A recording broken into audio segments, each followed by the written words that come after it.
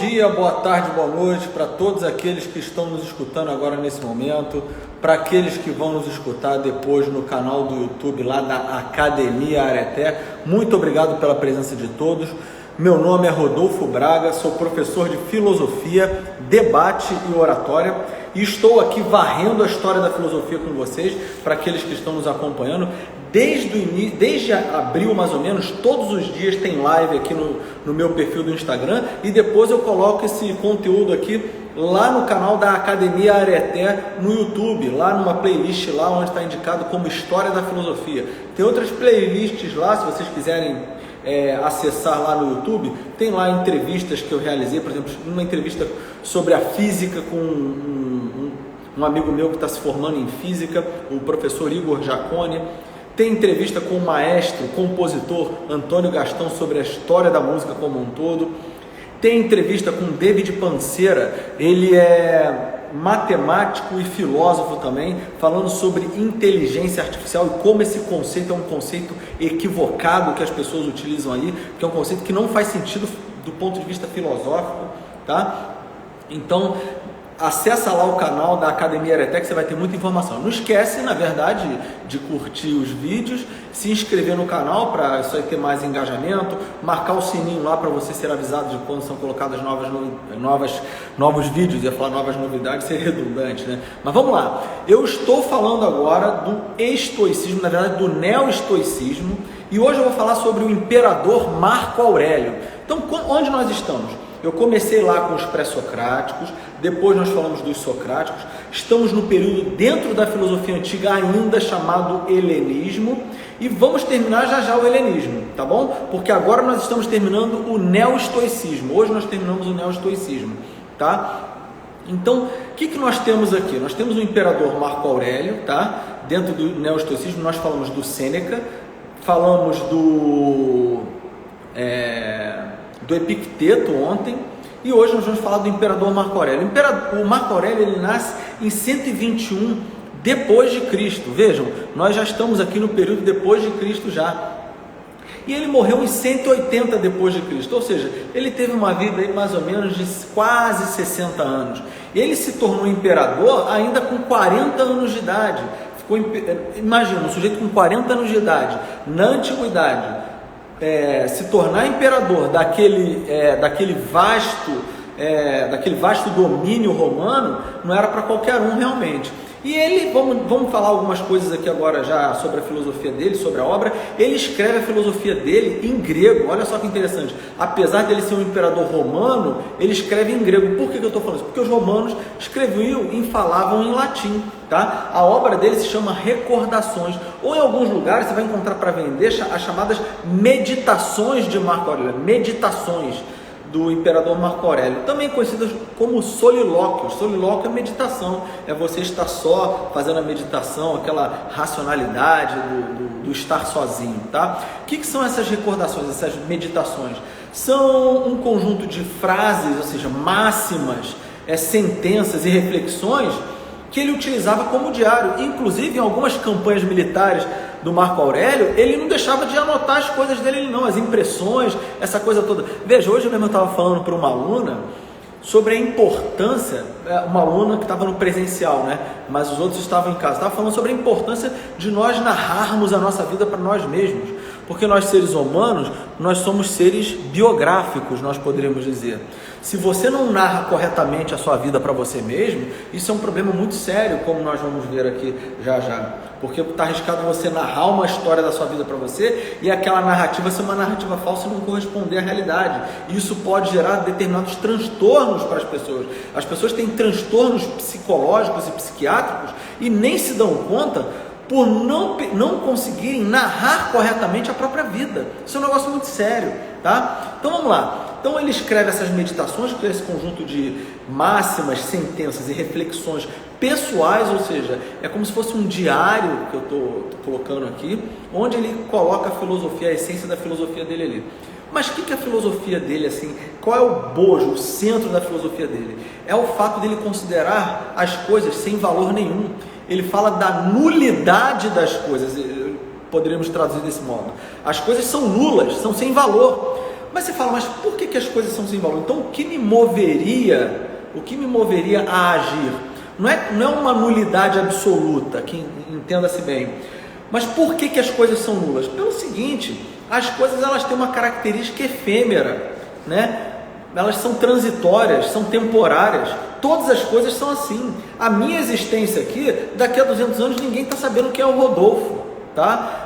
Vejam, se eu voltar, sei lá, 2, 3 gerações, eu sei quem foi meu pai, sei quem foi meu avô, não, sei quem foi meu pai, sei quem foi meu avô, eu ouvi falar quem foi meu bisavô, meu tataravô, eu tenho vaga noção de quem seja, assim, por uma história muito remota. Dali para frente, eu não conheço mais. Infelizmente, essas pessoas caíram no esquecimento. Elas foram um dia, já não são mais. Ou seja, são nulidades absolutas? Não são nulidades absolutas. Não estou dizendo que essas vidas não têm importância. Ao contrário, eu particularmente considero a vida do meu tataravô e do meu tataravô, sei lá, extremamente importante. Porque sem a luta que eles travaram lá atrás, eu não estaria aqui. Então, isso é engraçado, que me traz ao debate aqui a questão do Chesterton, aquele escritor, vamos colocar assim, filósofo, podemos colocar assim também em inglês, que fala o seguinte, ele fala da democracia dos mortos. O que seria essa democracia dos mortos? Eu sei que não tem nada a ver com o nosso tema aqui, mas a democracia dos mortos seria aquela perspectiva na qual nós temos que dar voz àquelas pessoas que já morreram, porque elas lutaram para que nós chegássemos agora onde nós estamos. Então a opinião daquelas pessoas tem que ser levada em consideração. Por exemplo, o que meu avô pensava, por exemplo, de determinadas questões que estão hoje aí? Algumas dessas questões não apareceram, mas se elas tivessem sido colocadas pelo meu avô no tempo dele, estou colocando de modo anacrônico mesmo, se algumas questões hoje tivessem sido colocadas, né, para o meu avô, provavelmente ele não reagiria de uma maneira tão benevolente como as pessoas agem hoje. E aí é o seguinte, qual é a opinião dele? A opinião dele tem que ser levada em consideração, porque se ele fez determinadas coisas lá que fizeram com que a sociedade chegasse até quem eu sou, quem meu pai foi, quem eu sou, né, na verdade, a opinião dele tem sim que ser levada em consideração, mesmo de modo anacrônico.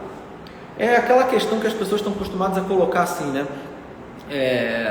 Hoje em dia você vê as pessoas aí, desculpa a expressão, muito, vamos dizer assim, sensibilizadas, só porque você de repente falou palavras que aparentemente são mais duras, são mais rígidas, porque você às vezes está emitindo a sua opinião, e as pessoas ficam escandalizadas, você não pode falar mais nada. Então assim, no tempo do meu avô, ele estava acostumado a receber as palavras que são duras de fato, sem, vamos dizer assim, sem as frescuras que nós temos hoje, tá? Então assim, e a opinião dele tem que ser levada em consideração, porque se ele considerou certas coisas que me chegaram até o que eu sou hoje em dia, é porque a opinião dele tem que ser válida. Mas vejam, ele passou, né? Ele não está mais aí. Por exemplo, esse celular aqui não vai estar mais aqui daqui a 30 anos. Pode até estar a carcaça e tal, mas ele não vai estar mais funcionando. Daqui a 100 anos, muito menos. Então, Marco Aurélio, o imperador Marco Aurélio, na sua filosofia, ele considera a nulidade das coisas, por conta dessa temporariedade e por conta dessa efemeridade que as coisas têm. As coisas, elas não têm essa eternidade toda que nós pensamos que elas têm. Então, vejam bem, essa mentalidade, né, da efemeridade das coisas é uma mentalidade segundo a qual tudo se desfaz uma hora. E essa mentalidade é típica do período que o Marco Aurélio está vivendo. Porque vejam, nós estamos no ocaso, ou seja, no finalzinho dessa civilização, vamos dizer assim, helenística, e nós estamos iniciando aí o período do cristianismo, tá? E esse período que está no final já aí, o Marco Aurélio está mais ou menos sabendo que está nesse final, tá? Ele tem noção de que está finalizando uma civilização ali. E vamos ser honestos, no fim de uma civilização, como é o fim da nossa, isso é uma tese até do professor Carlos Ramalhete, né? Quem puder acessar o site dele lá na Quinta São Tomás, é muito interessante, porque você vai ver ele explicando essas coisas lá. O professor Carlos Ramalhete, ele, numa live que nós fizemos juntos aí lá em fevereiro, Foi janeiro? Foi janeiro. Foi janeiro, foi dia de São Tomás, por um acaso, a live que nós fizemos. Foi dia 28 de janeiro, se eu não me engano.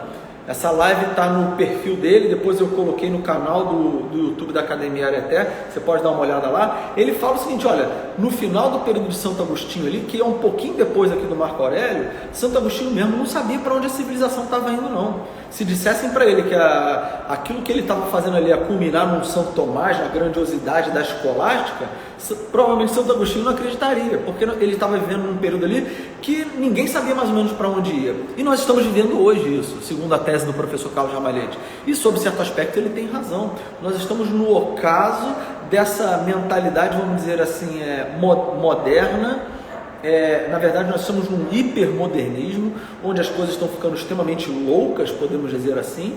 Nós não estamos sabendo para onde as coisas estão indo, efetivamente, porque ninguém pode chegar, estamos indo para um período, para um novo florescer do cristianismo. Ninguém sabe isso. Estamos indo para um período onde não tem cristianismo. Também não sabemos. O que nós sabemos é que estamos num ocaso. Isso dá para perceber bem com os elementos que nós temos. Pessoas que não têm mais direcionamento, sociedade sem direcionamento, uma anomia social completa, ou seja, você tem perspectivas jurídicas, né, onde você não tem mais as garantias legais das pessoas. Então isso tudo são indícios de que nós estamos no fim de uma civilização, que é aquilo que o Marco Aurélio viveu. Só que vejam, esse período dele aí é um período que, vamos dizer assim, ele antagoniza com aquele primeiro período lá da mentalidade grega, onde os gregos tinham, vamos dizer assim, tinham uma sólida visão do que eles queriam. Por exemplo, você tinha ali os pré-socráticos buscando o elemento primordial de todas as coisas, os socráticos tentando entender o que é o homem. Estão entendendo? Então vejam, você tinha uma solidez ali de pensamento, agora você já não tem mais. Tudo tá se esfacelando aí no ar, tá? No período do Marco Aurélio. Então ele está vivendo uma mudança de época que está anunciada até pelo cristianismo, e o cristianismo torna esse período um período no qual as coisas estão se tornando nulas, ou seja, aquele velhíssimo mundo grego está entrando em ruína, está começando um outro que também não dá sinais muito claros para onde vai, mas aquele antigo está terminando. Então Marco Aurélio está vivendo nesse período aí, e para ele, veja bem, falando da filosofia dele aqui de modo mais concreto, aquele logos da antiga Estoá, ele permanece para o Marco Aurélio, aquele logos, aquela razão, ou seja, o fato da realidade toda ser racional, isso não se desfaz. As coisas estão caindo, mas esse aqui que deu uma queda na internet, mas elas não são absolutamente nulas. As coisas são nulas, mas não são absolutamente nulas,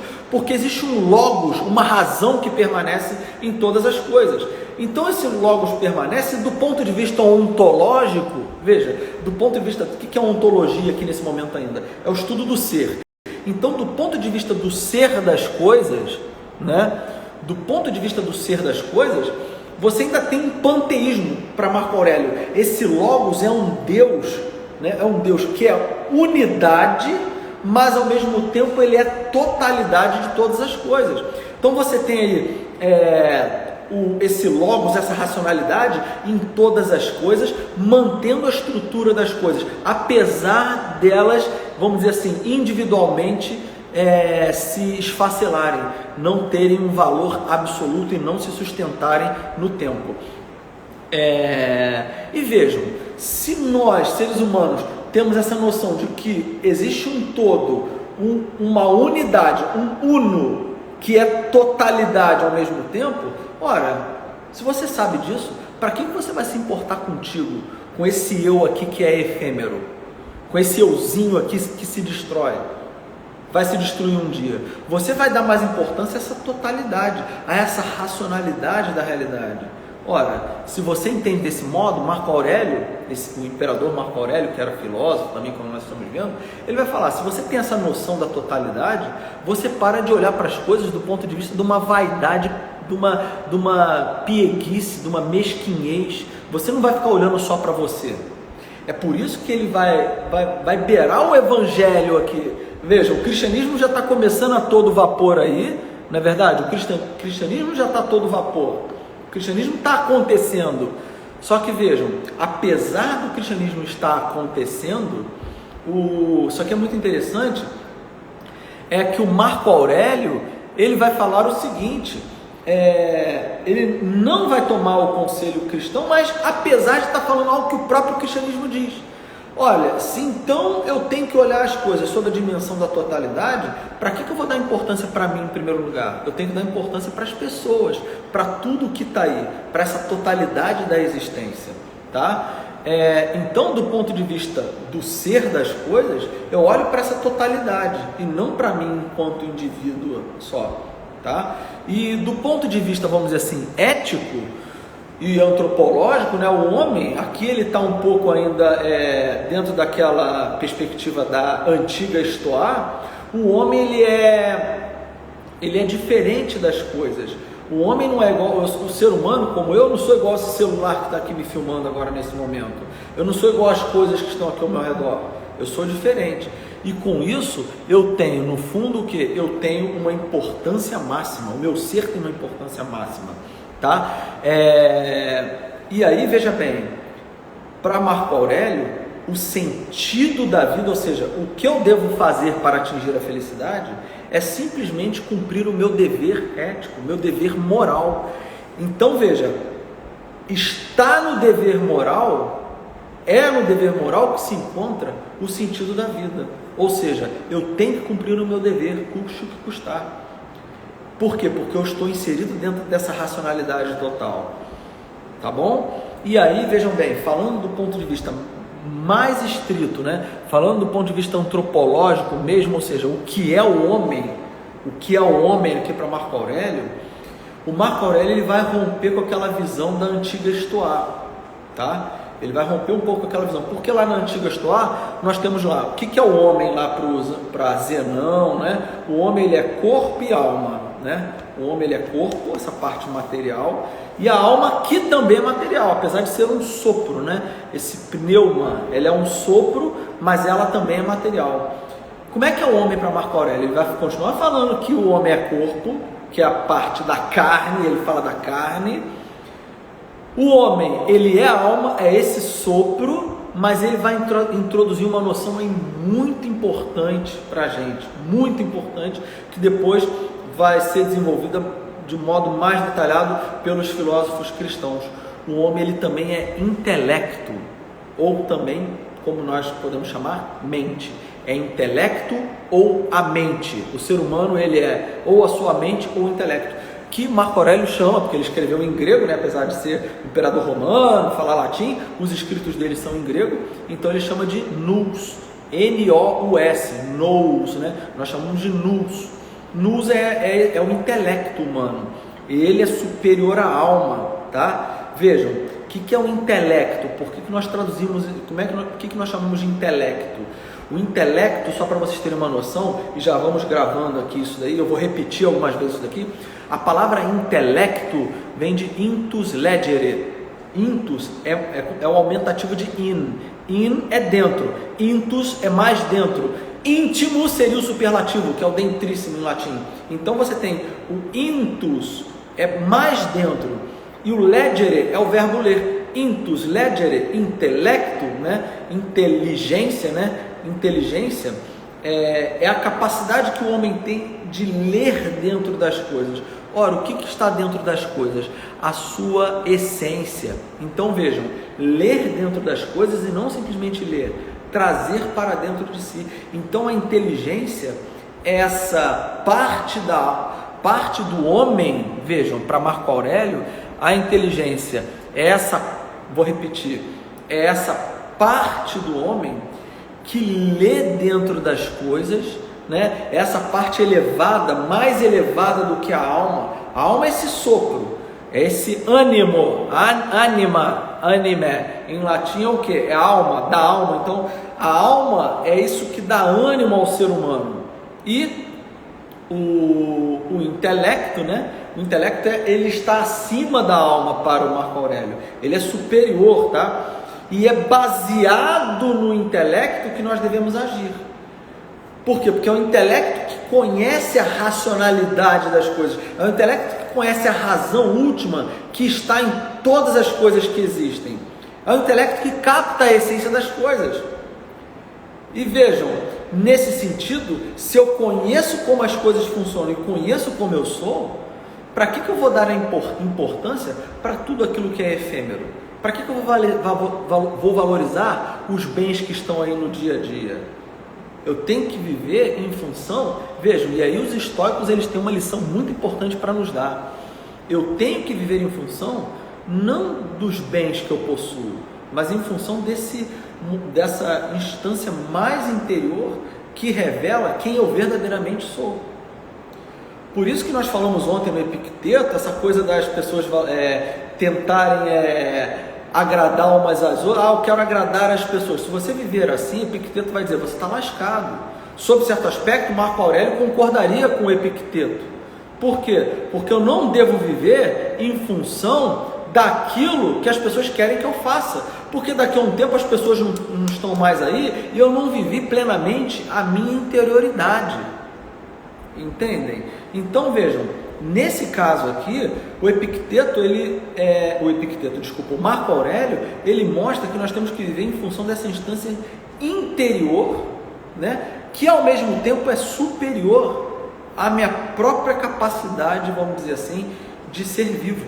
Eu não sou um mero ser vivo com esse sopro interno, com esse ânimo interno. Eu sou um ser, vamos dizer assim, que é vivo, que é material, que é carne, mas tem uma instância superior que é capaz de entender a racionalidade das coisas e agir em função dela, sabendo que eu tenho que cumprir o meu dever, custe o que custar, tá? E veja, um aspecto muito interessante dessa interioridade é que nada, nem ninguém pode penetrar essa interioridade. Só a interioridade, presta atenção, só o próprio intelecto, só o próprio nous, só o próprio intelecto humano é que atua no próprio intelecto. Então vejam, se alguém vem e fala alguma coisa comigo, eu só vou sofrer se eu deixar. Eu só vou sofrer se eu deixar. Por quê? Porque essa instância mais interior, quem comanda ela sou eu. Ninguém tem poder sobre essa instância interior que me pertence. Então só vou me abalar com aquilo que alguém falou se eu quiser. Então, e mais, se eu fizer um falso juízo, prestem atenção, se eu fizer um falso juízo daquilo que a pessoa me falou, e não só daquilo que a pessoa me falou, mas se eu fizer um falso juízo acerca das coisas. Então olha só, vamos lá, só o intelecto pode atingir o próprio intelecto, só o meu intelecto pode atingir o meu intelecto, um outro intelecto não pode me atingir. Então eu só vou me abalar se eu quiser. Vejam, a raiz de toda vaidade, vai dizer o Marco Aurélio, está nisso, está em você fazer o quê? Maus juízos acerca das coisas e daquilo que as pessoas estão dizendo a seu respeito. Se você julga errado o que uma coisa é, aí sim você vai se dar mal. Por quê? Porque você julgando mal aquilo que as coisas são, você está criando dentro do seu intelecto uma conceitualização errada daquilo que as coisas são. E se você cria uma conceitualização errada daquilo que as coisas são, o único que vai sofrer é você. Veja, por isso que eu estava falando hoje cedo para uma turma de alunos, a importância de nós sabermos nomear corretamente aquilo que as coisas são. Por que é importante nós nomearmos o que as coisas são? Lembrando, a palavra nomos em grego é lei, ou seja, é a constituição interna das coisas, a lei que rege as coisas, nomos. É claro que lei na língua portuguesa vem de legis, em latim.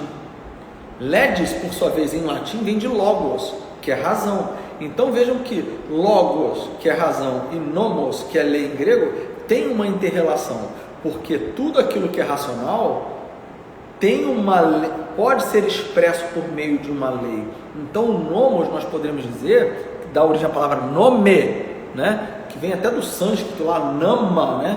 Mas o nome, nomos, o nome que nós damos para as coisas ele é a expressão dessa constituição mais interna, que é a racionalidade que há em todas as coisas. Entendem? Então vejam, se eu faço uma experiência em relação à realidade, faço essa experiência, mas eu nomeio erroneamente essa experiência, essa minha parte intelectual pode sofrer. Pode sofrer por quê? Porque mais cedo ou mais tarde eu vou começar a tirar conclusões a partir desse nome. Se esse nome está errado, as conclusões que eu vou tirar a partir dele também estão erradas. Por isso que é muito importante nós conhecermos, por exemplo, as experiências que nós fazemos. Exemplo, é muito importante, por exemplo, se eu estou com raiva ou se eu estou com ódio, distinguir o que é raiva do que é ódio. Porque se eu sei o que é raiva, eu sei o que é ódio, eu nomeio corretamente aquilo que eu estou vivenciando. E eu posso falar, isso aqui é raiva, isso aqui é ódio. E a partir daquele momento que eu sei o que a raiva é, eu vou poder combater a raiva. Se eu sei o que o ódio eu vou poder combater o ódio. Agora, se eu vou combater a raiva com instrumentos para combater o ódio, você não vai ter um combate eficaz. E isso é muito sério. Então vejam, esse intelecto que o Marco Aurélio, aqui eu estou aproveitando para falar do Marco Aurélio, esse intelecto que é essa instância mais superior do ser humano, essa instância, ela só é afetada por ela mesma. E se você, então, formula erroneamente as opiniões acerca das coisas, né? Se você formula erroneamente as suas opiniões acerca das coisas, melhor colocando, você vai colher o ônus disso, porque o seu intelecto, mais cedo ou mais tarde, ele vai começar a perceber que tem contradições internas no modo como você organizou aquela estrutura que só ele tem acesso. E aí sim que nós temos o quê? Aquilo que modernamente as pessoas chamam de transtornos. Os transtornos têm origem, vamos dizer assim, nessa instância mais profunda do ser humano, mais profunda do que a própria alma, nós poderíamos dizer, que é esse nous que se escreve, né? N-O-U-S, esse nous, né? Que é o intelecto, ou é a mente, como nós podemos traduzir em latim. A mente, ela é essa instância superior que, se não categoriza, não organiza corretamente as coisas, ela vai o que? Mais cedo ou mais tarde, entrar em confronto consigo mesma. E aí, o que acontece? Você cria um racha interno no ser humano, gerando esses transtornos que eu acabei de falar. Tá bom? Então, são essas falsas opiniões que o intelecto produz, que podem fazer mal ao interior. Essas falsas opiniões. Ou seja, quando uma opinião se choca contra outra, o sujeito entra numa, vamos dizer assim, numa dissonância interna. Tá? Que entra nessa dissonância interna. E aí, vamos dizer assim, em termos contemporâneos, sei lá, nós temos lá a teoria da dissonância cognitiva. Uma hora nós podemos falar sobre isso mais lá na frente, obviamente. Mas o que é a teoria da dissonância cognitiva? É o sujeito tentar se organizar psicologicamente em função de um comportamento que ele teve. Claro que assim, ele cria um racha internamente e para ele voltar numa situação de harmonia interna, ele começa a fazer coisas que ele não aceitaria fazer num determinado momento, tá? E só para concluir aqui o Marco Aurélio, essa filosofia do Marco Aurélio, que é a última aula aqui sobre o neo-estoicismo, o Marco Aurélio ele fala do amor ao próximo, porque se você está integrado no todo, ele vai falar que nós temos que amar o próximo. Vejam que isso é um conselho evangélico, né? Se nós tivermos que ser bem rigorosos aqui, isso é o conselho judaico, né? E cristão, né? Naturalmente. Então, vejam, você amar o próximo, isso é ainda algo mais universal, nós poderíamos dizer. Isso ainda é mais universal do que o que a antiga Estoá, lá do Zenão, lá do início do estoicismo, dizia. O estoicismo Zenão fala, nós temos que de fato olhar para a totalidade da comunidade humana, ou seja, o homem é um animal comunitário no sentido de que ele deve expandir a racionalidade para outros povos, porque todos são iguais, todos são racionais, mas Uma coisa é você expandir a racionalidade, outra coisa é você buscar a fazer o bem para o outro, só pelo fato do outro ser humano como você. Então, olha só, isso é de fato uma novidade que a Estoá do Zenão traz para a gente, tá bom? Então, olha só, visto isso, então, nós chegamos aqui ao final da nossa live, tá bom? Chegamos ao final da nossa live, acabamos aqui o neoestoicismo. Eu queria agradecer a presença de todos que assistiram até agora, tá bom? Muito obrigado pela presença. Essa live depois vai para o perfil, para o canal da Academia Areté lá no YouTube. Não esqueça de se inscrever no canal, deixar sua curtida lá também, deixar o seu like lá. Aqui no próprio perfil do Instagram também. Volta daqui a uns 15 minutos que eu já vou ter colocado essa live, ela já vai ter sido salva no Instagram. E dá uma curtida aí, não esquece não, isso aí. E de compartilhar também, compartilhar isso gera engajamento, mais pessoas vão ter acesso a esse material, que está sendo bacana, na minha opinião. É um material gratuito, ninguém vai pagar por isso, está aí gratuitamente. Não sei se eu vou permanecer com esse material esse tempo todo aí gratuitamente, enfim, mas em princípio sim, tá?